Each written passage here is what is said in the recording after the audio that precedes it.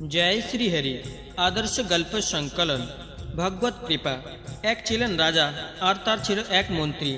मंत्री छिलो खूब भक्त मानुष, भगवाনের प्रति तार अगाध विश्वास। कोनो कथा होलेই मंत्री बोलतो भगवान जा करें मंगलेर जन्य। एक दिन राजार छेले मारा गेल। से खबर शुने मंत्री बोले उठल भगवान जा करें मंगलेर जन्य। एक कथा काने जेतेई राजा गेल रेगे, किन्तु मुखे किछु बोललेन ना, चुप करे रइलेन। किछुदिन पर रानीमा मारा गेलेन। सेदिनও मंत्री शुने बोले उठल भगवान जा करें मंगलेर जन्य। एबार ओ राजा खूब राग करलेन, किन्तु किछु बोललेन ना, चुप करे रइलेन। इतिमध्ये एकदिन एक कामार एकटा सुंदर तलोयार तैरी करे एने राजा महाशयके उपहार दिल। राजा महाशय खूब खुशी हये तलोयारटार धार परीक्षा करार जन्य जेई ना आंगुल बुलिए देखते गेलेन अमनि आंगुलटा कच करे केटे गेल। सबाई हाय हाय करते लागलो। मंत्री पाशेई दाड़िये छिलो। बोले उठल भगवान जा करें मंगलेर जन्य। ब्यास आर जाय कोथाय। राजार एतदिने जमे थाका राग दप करे ज्वले उठल। तखुनी राजा आदेश दिलेन जाओ, एखनी तुमी आमार राज्य छेड़े चले जाओ। आमी तोमार मुख दर्शन करब ना, तुमी आमार राज्ये अन्न जल ग्रहण करबे ना। मंत्री एबार ओ सेई एकई कथा, भगवान जा करें मंगलेर जन्य बोले मंत्री आर निजेर घरे पर्यन्त गेल ना, सोजा राज्येर बाइरे चले गेल। बेश किछुदिन गत हयेछे, सबाई सब कथा भूले गेछे। राजा एकदिन तार पात्र मित्र संगे निये शिकार करते बने गेलेन। जंगले एकटा बुनो शुयोरेर पिछू छुटते छुटते राजा एक गभीर जंगलेर मध्य गिये पड़लेन। तार संगे लोकजन अनेक पीछे पड़े रइल। एखन ओई जंगले थाकतो एकदल डाकात। सेदिन तारा ठीक करेछे मा कालीर सामने मानुष बलि देबे। चारिदिके ताई बलिर जन्य मानुष खोजे चलछे। सन्धे हये गेछे, जंगले अंधकार नेमेछे, मशाल हाथे डाकातरा घुरछे। पड़बी तो पड़। राजा तादेरই सामने गिये पड़लेन। डाकातरा तो बेजाय खुशी।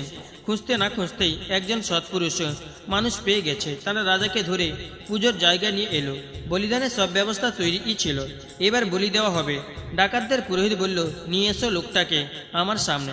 রাজাকে আনা হলে পুরোহিত রাজাকে জিজ্ঞাসা করলো তোমার ছেলে বেঁচে আছে? রাজা বললেন অনেকদিন আগে ই মারা গেছে। এই কথা শুনে পুরোহিত ভাবলো এ তো দেখছি পুত্র শোকে ভিতরটা জ্বলে পুড়ে খাক হয়ে গেছে। তখন আবার জিজ্ঞাসা করলো তোমার স্ত্রী বেঁচে আছে? রাজা বললেন না তো, সেও অনেকদিন হলো মারা গেছে। শুনে পুরোহিত ভাবলো এ লোক তবে আধা অঙ্গের মানুষ। পুরোহিতদের সন্দেহ হলো হয়তো লোকটা মরার ভয়ে মিথ্যা কথা বলছে। তখন সে রাজার জামা কাপড় সব খুলে সারা দেহ পরীক্ষা করতে লাগলো। দেখে লোকটার একটা আঙ্গুল কাটা। এ তো খুঁতো অঙ্গের মানুষ, একে তো মা কালীর সামনে বলি দেওয়া যাবে না। নিরাশ হয়ে পুরোহিত তখন রাজাকে ছেড়ে দিয়ে অন্য লোকের খোঁজ করতে বলল। রাজা ছাড়া পেয়ে সোজা রাজধানীতে ফিরে এলেন।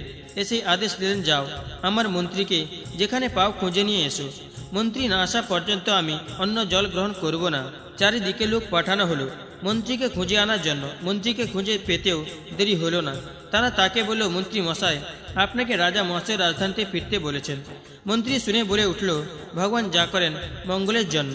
তারপর মন্ত্রী রাজার কাছে ফিরে এলে রাজা তাকে খুব আদর যত্ন করে নিজের পাশে বসালেন। আর জঙ্গলের সব বৃত্তান্ত মন্ত্রীকে এক এক করে বলে দুঃখ প্রকাশ করে জিজ্ঞাসা করলেন তোমার কথা যথার্থ। আমার উপর ভগবানের যে এত দয়া আমি তা বুঝতে পারিনি। ভগবানের কৃপায় যদি আমার আঙ্গুলটা না কাটা যেত তাহলে সেদিন আমার গর্দান কাটা যেত। কিন্তু মন্ত্রী তোমাকে তখন তাড়িয়ে দিলাম, তখন তুমি বলেছিলেন ভগবান যা করেন মঙ্গলের জন্য। সেটা কি রকম? এক্ষেত্রে কিসে ভগবানের দয়া দেখলে? মন্ত্রী তখন বলল দেখুন মহারাজ, আপনি শিকারে গেলে আমাকেও সঙ্গে যেতে হতো।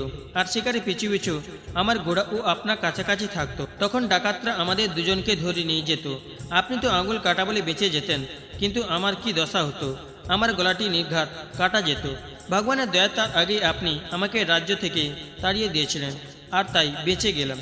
আবার আপনার কাছে ফিরেও এলাম। মহারাজ এ ভগবানের অশেষ দয়া ছাড়া কি? পাপের ফল ভোগ করতেই হয়। একথা ভাবলে চলবে না যে আমার পাপ কম অথচ বেশি শাস্তি ভোগ করতে হচ্ছে, কিংবা কোনো পাপই করিনি অথচ শুধু শুধু শাস্তি পেতে হলো। সকলে পরম বন্ধু, সর্বজ্ঞ, সর্বশক্তিমান ভগবান এমনই বিধান করে দিয়েছেন যে কেউ বিনা পাপের শাস্তি পাবে না। যখন কেউ শাস্তি পায় বুঝতে হবে সে কোনো না কোনো পাপ নিশ্চয়ই করেছে। এ তারই ফল। একটি শোনা ঘটনার কথা বলি। কোনো এক গ্রামে এক সজ্জন ভদ্রলোক বাস করত। তার বাড়ির পাশে এক স্যাকারার দোকান ছিল। স্যাকারার কাছে লোকে সোনা রূপা নিয়ে আসতো গয়না গড়াবার জন্য। শেখরা তাদের গয়না তৈরি করে দিত। গয়না গড়া মজুরি দিয়েই তার সংসার চলতো। একদিন শেখরা কাছে বেশ কিছু সোনা জমা পড়েছিল।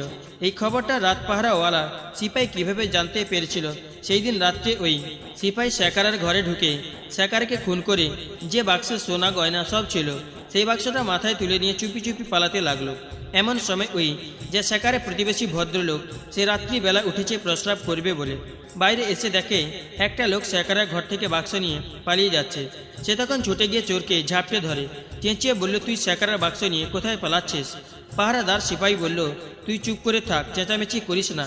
শোন, এতে যা সোনা আছে তুই অর্ধেক নেই, আমি অর্ধেক নেই। সজ্জন ভদ্রলোকটি বলল, আমি কেন ওসব নিতে যাব? আমি কি চোর? পাহারাদার বলল, আমার কথা শোন, নইলে তোর কপালে অনেক দুঃখ আছে। ভদ্রলোক কিন্তু সোনার পাত্র নয়, সে কিছুতেই তাকে ছাড়বে না। তখন সিপাইটা করলো কি, মাথা থেকে বাক্সটা নামিয়ে ওই ভদ্রলোককেই জাপটে ধরে জোরে সিটি বাজাতে আরম্ভ করে দিল। সিটির শব্দ শুনে ওই গ্রামের অন্য পাড়ায় যেসব সিপাই পাহারা দিচ্ছিল তারা দৌড়ে সেখানে এসে হাজির হলো।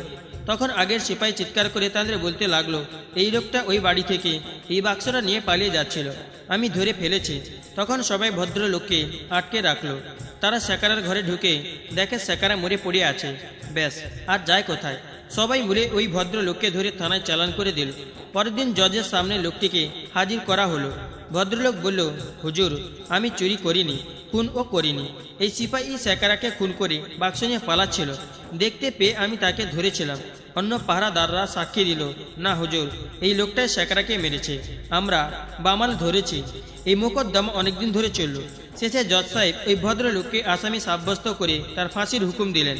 ফাঁসির হুকুম শুনে লোকটি জজকে বলে, হুজুর, আমাকে অন্যায়ভাবে শাস্তি দেওয়া হলো। ভগবানের রাজ্যে কি ন্যায় বলে কিছু নেই? আমি খুন করিনি, কিন্তু আমার শাস্তি হলো, অথচ যে খুনি সে বেঁচে গেল। এ কি অন্যায় বিচার? এই কথা শুনে এবং লোকটির হাবভাব দেখে জজের মনে খটকা লাগলো।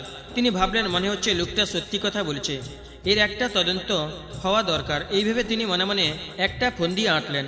পরের দিন একজন লোক চিৎকার করে কাঁদতে কাঁদতে এসে জজ সাহেবকে বলল, হুজুর, কাল রাত্রে আমার ভাইকে কারা খুন করে গিয়েছে, আপনি এর বিহিত করুন।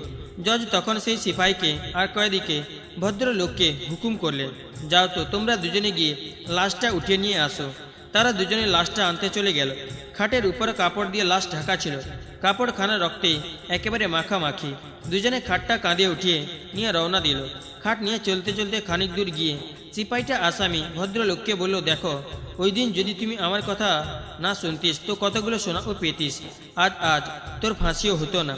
এখন বুঝতে পারছিস তো সচ্চা সাজার কি ফল? কয়েদি ভদ্রলোক বলল, আমি তো উচিত কাজই করেছি, তাতে ফাঁসি হবে তো হোক। আমি জানলাম ভগবানের কাছে ন্যায় বলে কিছু নেই।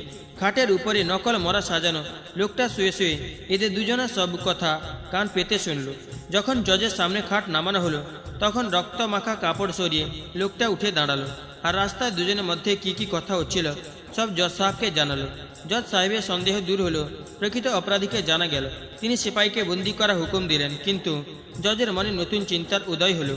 তিনি কয়েদি ভদ্রলোককে গোপনে ডেকে নিয়ে জিজ্ঞাসা করলেন, ওহে, এই মোকদ্দমায় তুমি নির্দোষ প্রমাণ হলে, কিন্তু সত্যি করে বলো তো, তুমি এ জন্মে কি কোনো খুন করেছিলে? তখন কয়েদিটি বলল, হুজুর, অনেক আগেকার ঘটনা। এক বদমাস লোক লুকিয়ে লুকিয়ে রোজ আমার বউয়ের কাছে আসা যাওয়া করত। আমি তাদের দুজনকে আলাদা আলাদাভাবে বুঝিয়েছিলাম, কিন্তু তারা কেউ আমার কথা শোনেনি। একদিন রাত্রে আমি বাড়িতে ছিলাম না, সে সময় লোকটা আমার ঘরে আসে। দৈবক্রমে আমি হঠাৎ বাড়ি ফিরে আসি আর দেখি কি তারা দুজনে একসঙ্গে। আমার মাথা রক্ত চড়ে গেল। তলোয়ারে এক কোপে লোকটার গলা কেটে ফেললাম। তারপর ঘরে পেছনে নদীতে লাশটা ফেলে দিলাম। এ খবর আজ পর্যন্ত কেউ জানে না হুজুর। একথা শুনে জজ কয়েদিকে বললেন, তোমার ফাঁসি হবে। আমি ভাবছিলাম যে আমি তো জীবনে কখনো ঘুষ খাইনি বা কখনো বেইমানিও করিনি, তবু আমার হাত দিয়ে একটা নির্দোষ লোকের ফাঁসির হুকুম হলো কি করে? এখন আমি নিশ্চিত হলাম, আমার সংশয় দূর হলো। শোনো, ওই অতীত পাপের ফল তোমাকে ভোগ করতেই হবে। সজ্জন ভদ্রলোক খুনি সিপাহীকে ধরে নিজের কর্তব্য পালন করেছিল, কিন্তু তার যে শাস্তি হলো সেটা তার কর্তব্য পালনের ফল নয়, সে যে বহু পূর্বে মানুষ খুন করেছিল এ তারই ফল। দেখো, কর্তব্য পালনটুকু করেছিল বলে ওই পাপের ফল সে এই জগতেই পেয়ে গেল। ফলে পরলোকের কঠোর দণ্ড থেকে মুক্তি পেল। কারণ এ জগতে যে শাস্তি ভোগ হয় তাতে সামান্য শাস্তিতে পাপ ক্ষয় হয় আর স্বল্প ভোগে শুদ্ধিও হয়। নইলে পরলোকে এর চেয়েও ভয়ঙ্কর শাস্তি পেতে হয়। এই ঘটনার দ্বারা এই শিক্ষা পাওয়া যায় যে মানুষকে তার কর্মের ফল অবশ্যই ভোগ করতে হবে, কিন্তু সেই কর্মফলের ভোগ কখন হবে তার ঠিক নেই। ভগবানের বিধান খুবই অগম্য। যতক্ষণ অতীতের পুণ্য জোরালো থাকে ততক্ষণ বিষম পাপের ফল ও তৎক্ষণাৎ হয় না।